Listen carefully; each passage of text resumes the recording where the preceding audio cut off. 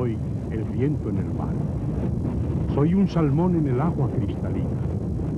Soy un lago en la llanura. Soy la lanza victoriosa que combate.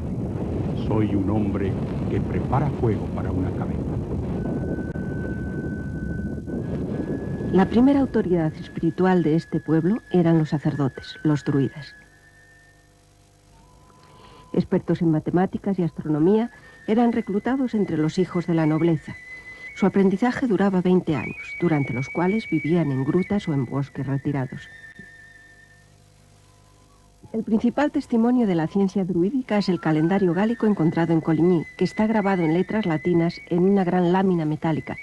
Según los expertos, es el calendario semilunar más completo y más inteligente hasta la creación del sistema solar impuesto por César.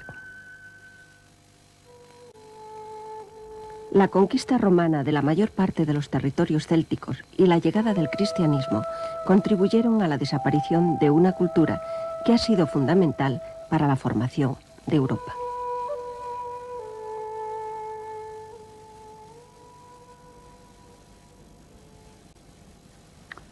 Señora Almagro, esta exposición ha sido el fruto de un extraordinario esfuerzo, puesto que no tenemos demasiados restos de la época céltica.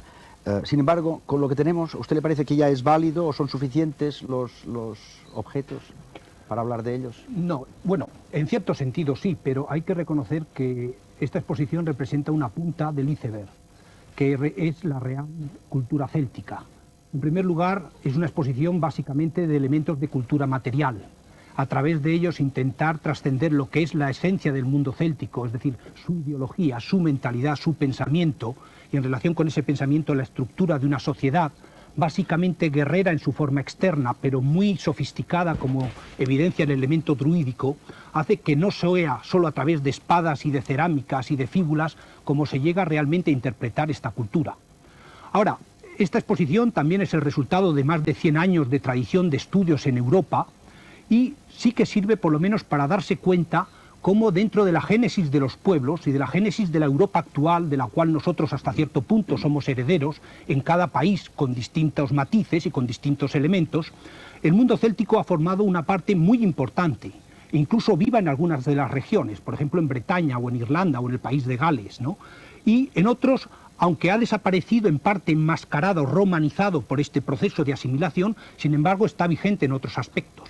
Entonces supone, yo creo, un gran paso, sobre todo a nivel de cultura popular, a nivel de la sociedad, de conocer mejor nuestros orígenes y de valorarlos mejor, aparte de la impresionante belleza de algunas de las piezas, como hemos podido ver en ese vídeo realmente tan bonito. Muy impresionante.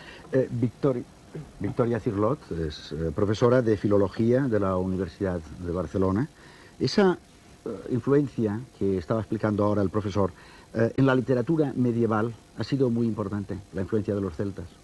Ha sido fundamental porque en el momento en que se forja en Europa ese género tan esencial que es la novela caballeresca, lo que conocemos habitualmente como las grandes novelas de la tabla redonda, el papel que ejercieron los celtas fue decisivo. Los propios autores medievales reconocían que sus historias las sacaron de los celtas. Por ejemplo, María de Francia, la autora de los lais, habla de que había oído a los bretones cantar los lais. Entonces, esa es la fuente directa, la de los lais bretones. Cuando Tomás d'Angleterre escribe la primera versión de la leyenda tristaniana que nosotros poseemos, el Tristán Iseo, de la segunda mitad del siglo XII, Tomás se refiere a un bardo famoso en aquella época, se refiere a Breri y lo cita. Su obra procede directamente de Breri. El propio Chrétien de Troyes reconoce que escribe a partir de contes, cuentos, que nosotros suponemos de claro origen celta. En ese sentido, las fuentes están claras. Toda esa maravillosa expansión de la fantasía que nosotros leemos en lengua francesa, su origen no se expresaba en lengua francesa, sino posiblemente en lengua galesa o irlandesa.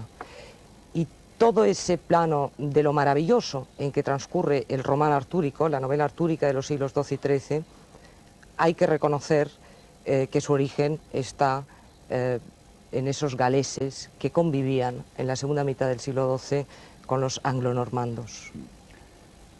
Desde que comenzó este programa hemos nosotros conservado un asiento vacío.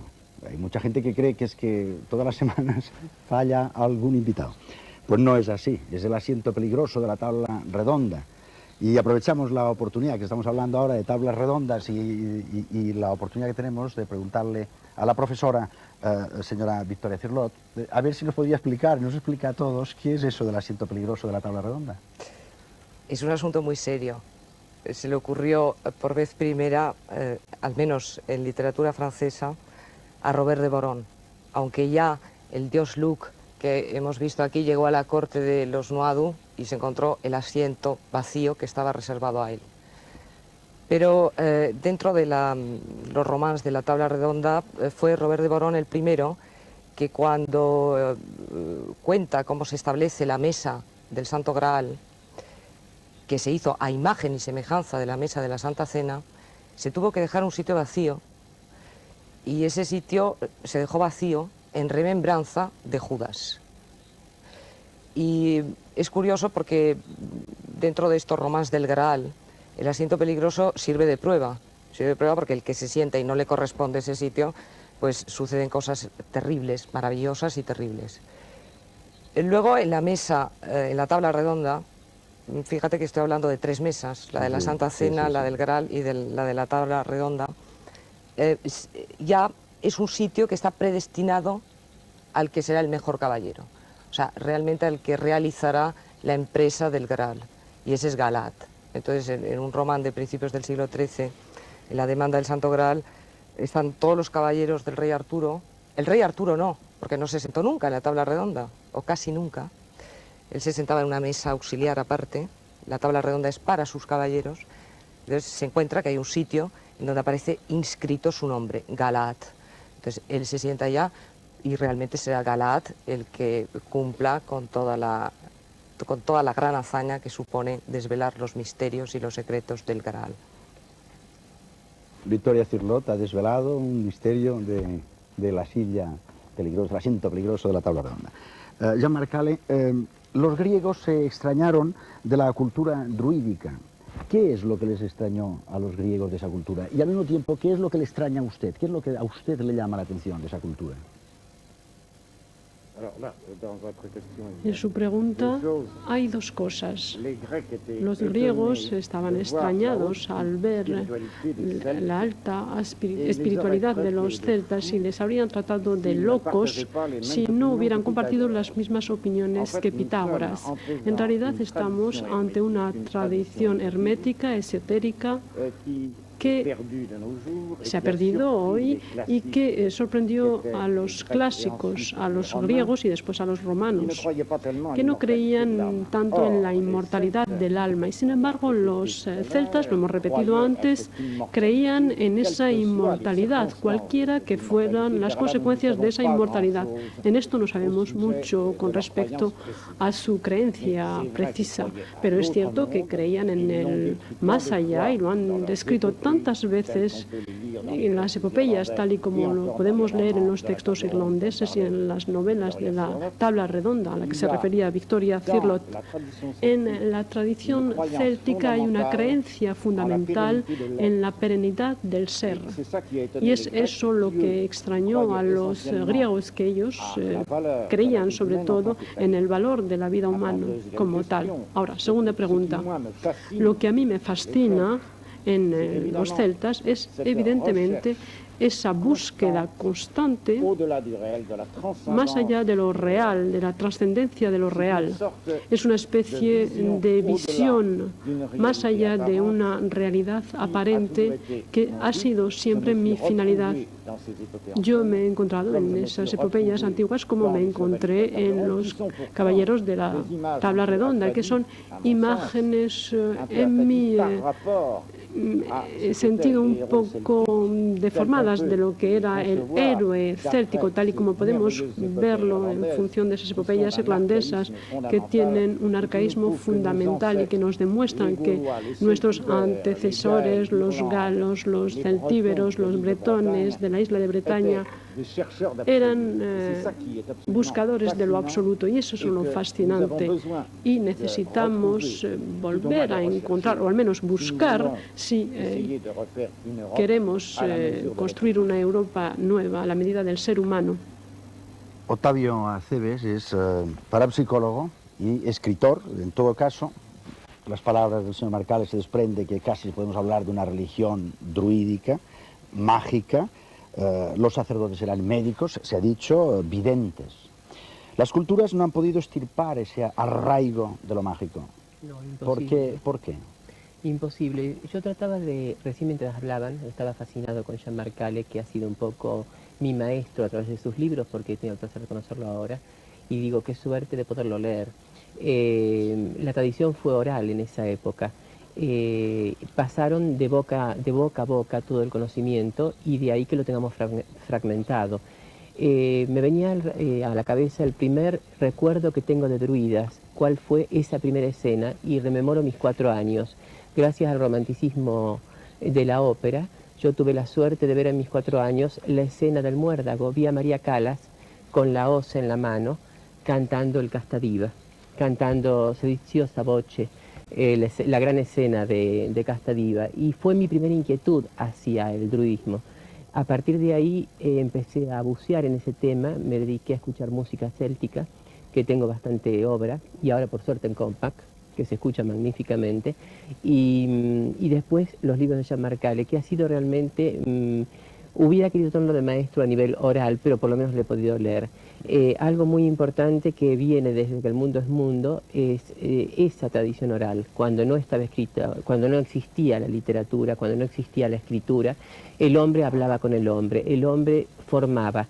Y de esa magia, de toda esa situación, esa atmósfera, ha ido llegando hacia nosotros. El hombre hablaba con el hombre, y además el hombre extraía fuerzas y energía de los vegetales, haciendo verdaderas magias. Hacían realmente magias. Quizás, si nos remontamos a esa época y venimos a la actualidad, podamos encontrar lo más cercano a ello en la homeopatía, que tiene una forma de un cierto sistema muy similar. Yo soy un fanático de la homeopatía, ahora los alópatas me pegan, pero realmente sí, esa fuerza de los vegetales la cogieron los druidas.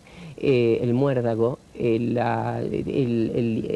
bucear entre las hierbas, el trabajar sobre las hierbas, toda esa magia que se junta con la medicina, que se junta con la poesía, con la lírica y las vibraciones de la palabra. Justamente la vibración de la palabra, la poesía, la recitación de con una música, era una forma de curar y era una forma de transmitir conocimiento. Y hablando de encantamientos, de magia, de la vibración de la palabra, los druidas eran padres de la palabra, eran padres de la voz. En todo caso, ¿de qué voz? ¿De cuál de ellas?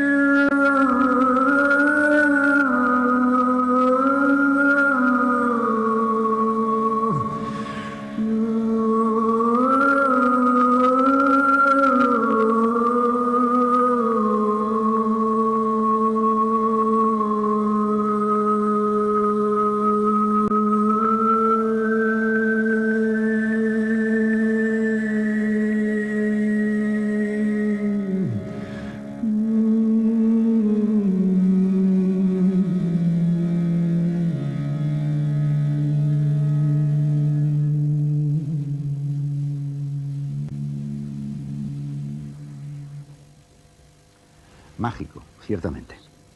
La religión druídica de la que estamos hablando era una religión de la naturaleza, ni siquiera tenían templos. En los claros del bosque ellos constituían ahí el centro del mundo, ¿no, Fernando Sánchez Dragó? Pues sí, naturalismo por los cuatro costados. Para empezar, la etimología más usual que se nos ha propuesto de la palabra druida es la que propone Plinio el Viejo, que es una de las fuentes esenciales sobre los druidas, es la de la palabra griega drus, que significa roble. Ya sabemos que el muérdago que ha mencionado Octavio Acebes es un parásito del roble, y entonces el druida sería el hombre del roble, o por extensión el hombre del bosque. Pero incluso aunque esta etimología fuese lo que Chomsky llama una etimología de conveniencia, es bastante significativo comprobar cómo todas las etimologías que se nos han propuesto sobre la palabra druida a lo largo de la historia tienen que ver con elementos naturales. Los druidas, por ejemplo, rendían culto, eran muy importantes en su doctrina, los cuatro elementos: la tierra, el aire, el agua y el fuego. Y para ellos los cuatro elementos, los elementos eran etapas de transformación y de regeneración de la energía.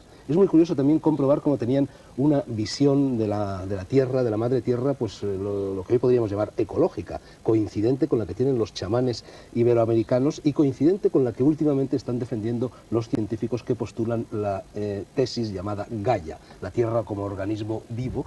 Entre los druidas, los hombres no podían poseer la tierra, es la tierra la que posee a los hombres. Y precisamente este factor del asiento peligroso, que nos ha explicado también Victoria Cirlot, el asiento peligroso procede de lo que se llamaba la piedra fálica. La piedra fálica era la piedra en la cual tenía que sentarse la persona que iba a ser rey. Si esa piedra gritaba, significaba que esa persona era aceptada como intermediaria entre la tierra y la sociedad.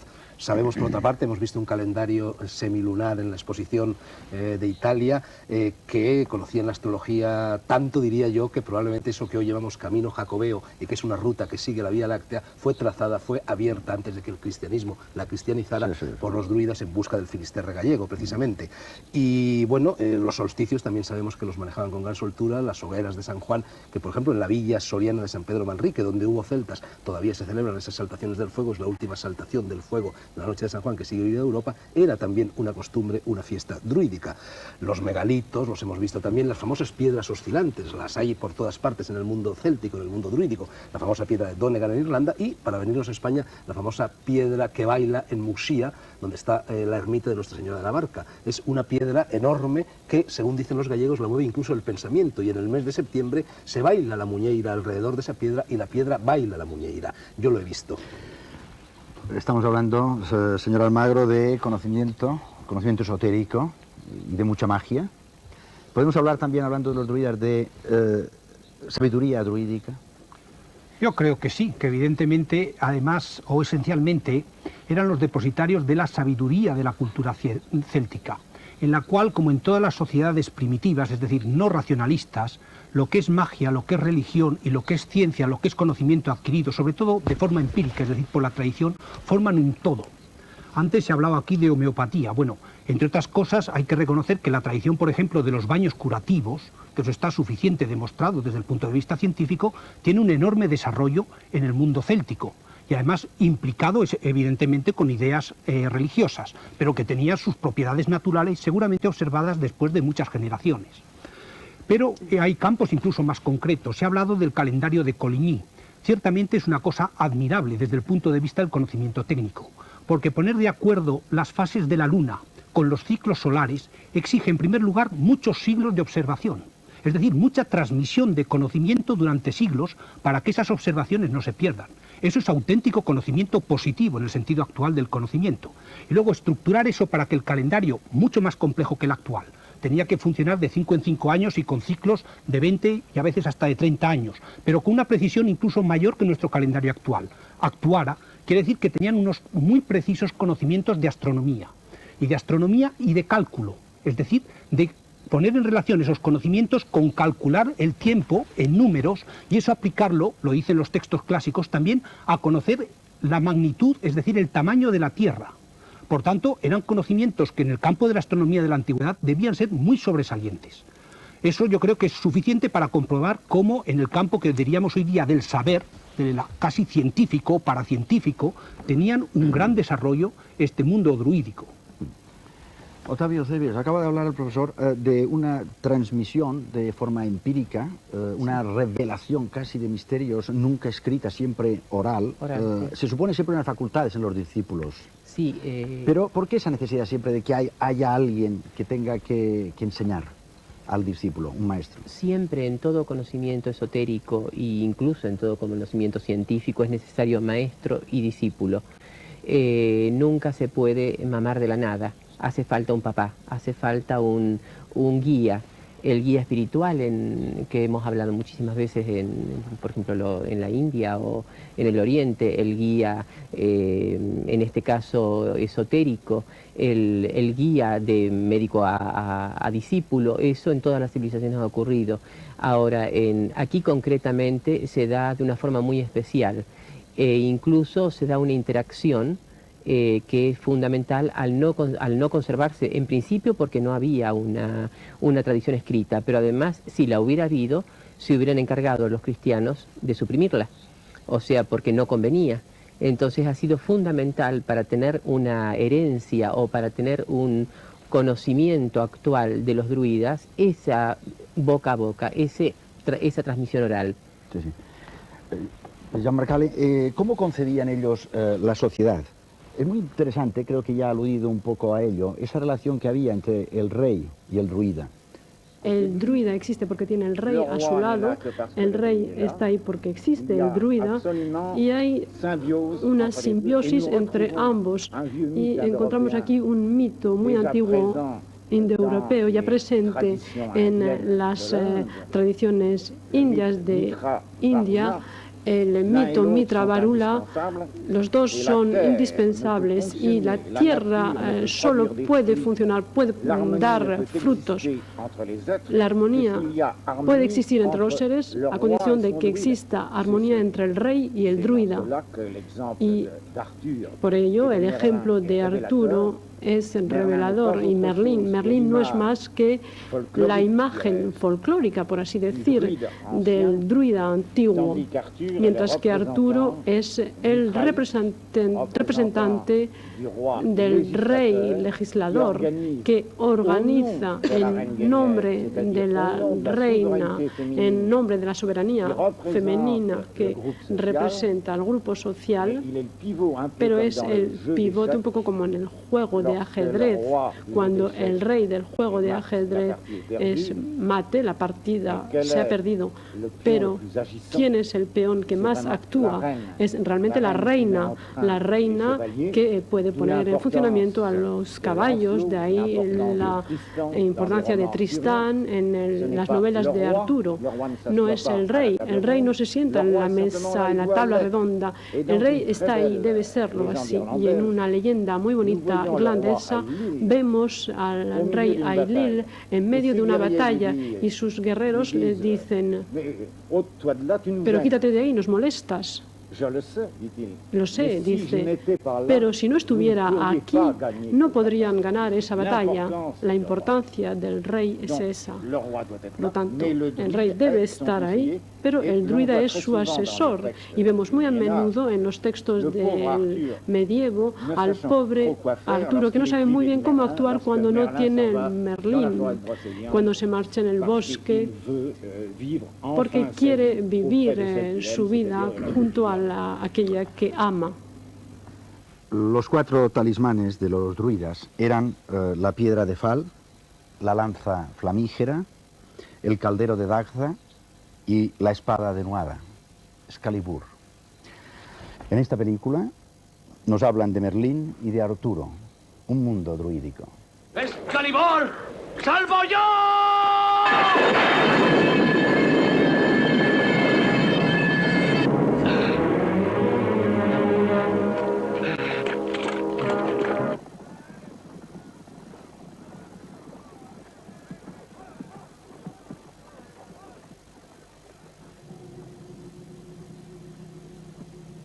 Anal narraj, urbas besar, doquier tiempe.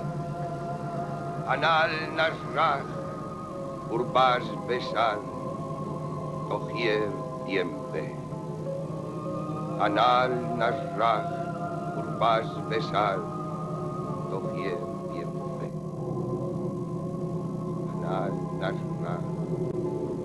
besar, doquier tiempe.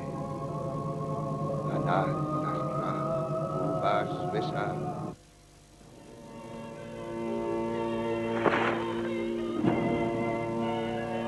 ¿Te acuerdas de mí, señor Merlin?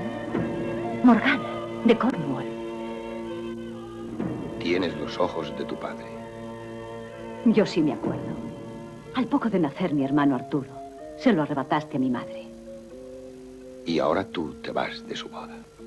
Porque soy un ser como tú. ¿Qué es esa llameante piedra? Sulfuro, para mezclar con mercurio. ¿Y esa raíz?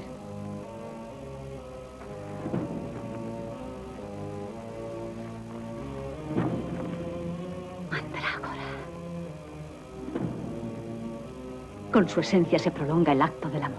¿Y qué ocurre si se abusa de ella? Muerte y dolor. Así es. Has aprendido algo de nuestras artes.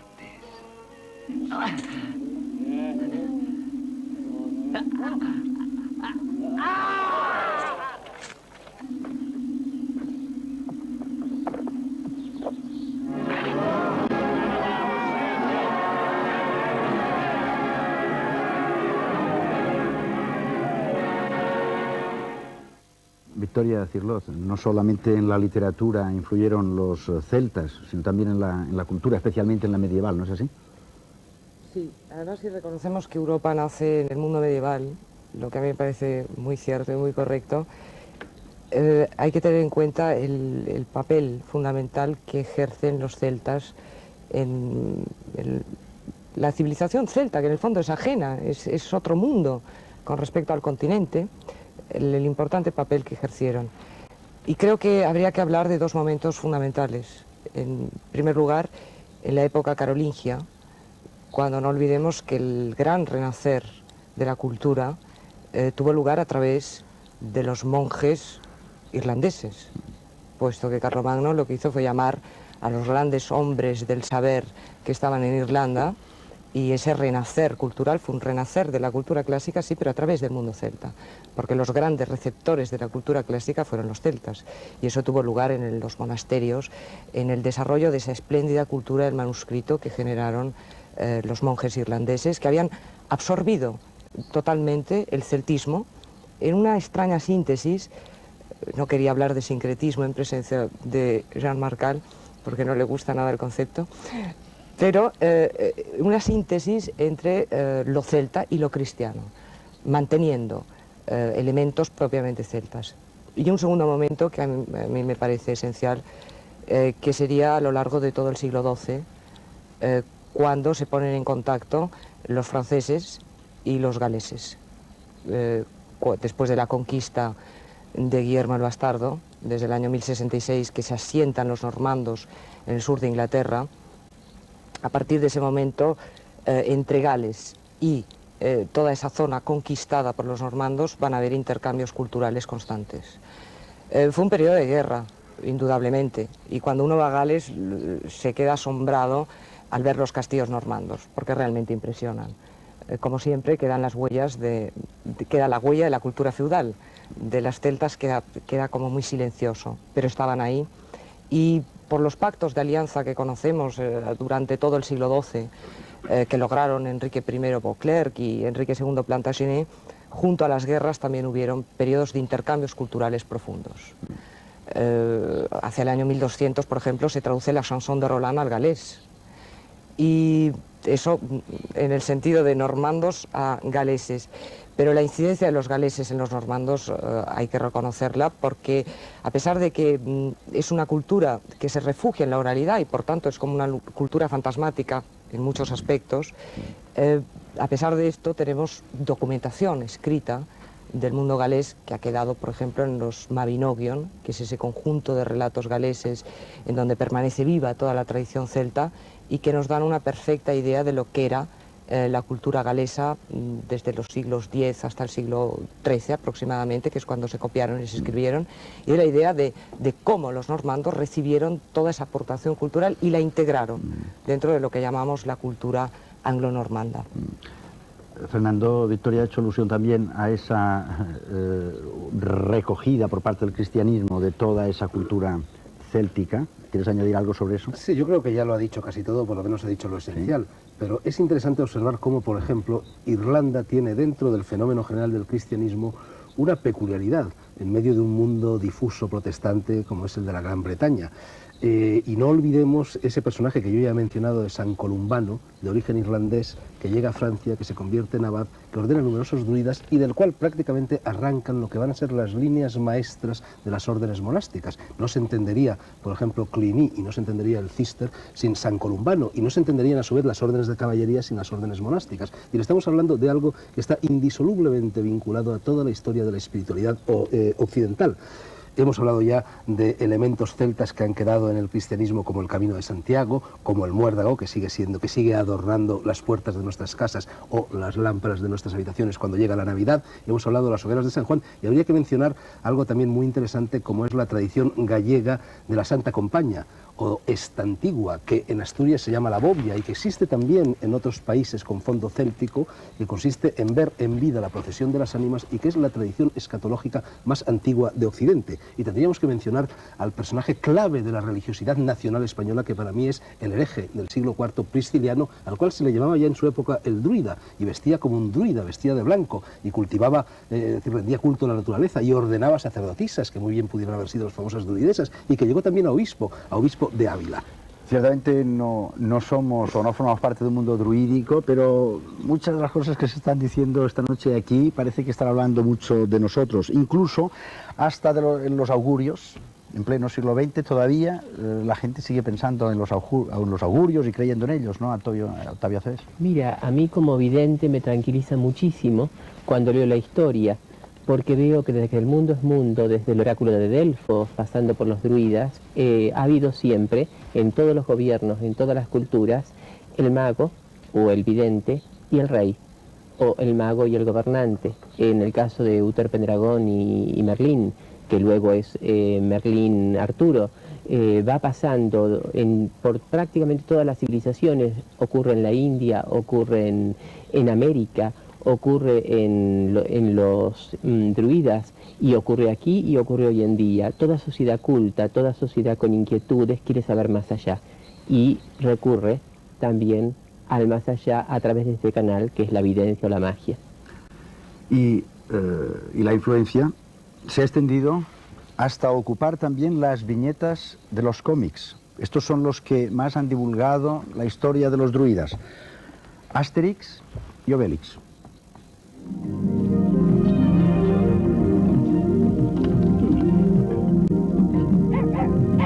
Panoramix. Mira, a Falbalar han raptado los romanos. Sí, ya presentía yo algo. Bien, reúne a todo el mundo, Asterix.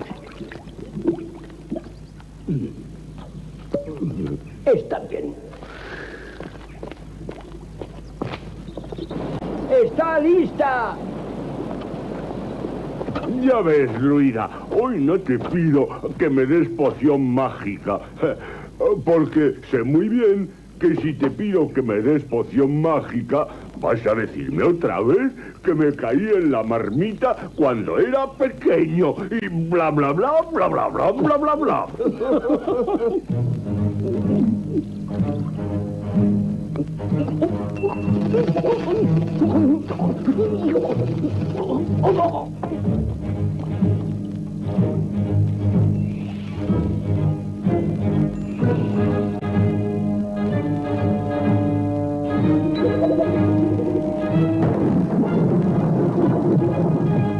¡Adelante! ¡Salvemos a nuestros amigos! Jean-Marc Allais, según usted, los druidas querían reunir o hacer posible el paso entre el aquí y lo trascendente. ¿Cómo entendían ellos la divinidad, el otro mundo, la vida? pienso que el druidismo, que era el resultado de una elaboración larga, una elaboración metafísica, espiritual, desde la más lejana prehistoria, ese druidismo era la herencia de la edad de bronce, del megalitismo, del que sabemos aún menos, solo que los monumentos existen y que hacemos excavaciones que sirven o permiten conocer el tipo de vida de esa gente, la forma en que construían sus monumentos. El druidismo, que heredó todas esas civilizaciones anteriores, pudo concebir la existencia de una divinidad única. Y esa divinidad que no podíamos nombrar de manera inefable, innombrable, invisible. Y para el común de los mortales había que permitir que pasara esa divinidad por objetos visibles, seres humanos visibles, un poco como en la religión cristiana, como Cristo es un hombre, Dios, representado en forma humana, mientras que Dios Padre no puede ser representado, al igual que no es representado en el caso musulmán. Hay una voluntad, un deseo de unir el cielo con la tierra a través de la naturaleza, que es la expresión divina. Antes hemos hablado del muérdago, que en mi opinión era la sangre de la divinidad. Y es esa sangre de la divinidad la que llena la copa del Santo Graal, recuperada por la tradición cristiana, pero que no es ni más ni menos que el espíritu sutil de esa divinidad, de que los druidas intentan a través del nemetón, es decir, esa claridad sagrada en medio del bosque, lejos de cualquier ruido, en medio de lo vegetal y de la potencia, el poder vegetal, esa savia divina tenía que ser sentida, absorbida por los humanos a través de los druidas, como sacerdotes, como profetas, como magos, como médicos, con el fin de que se distribuyera por todo el grupo social, que el druido se suponía representaba ese grupo y que conducía hacia los caminos del otro mundo, del más allá, que no tiene que estar obligatoriamente abajo o arriba. La palabra latina altus significa tanto lo que es alto y lo que es profundo.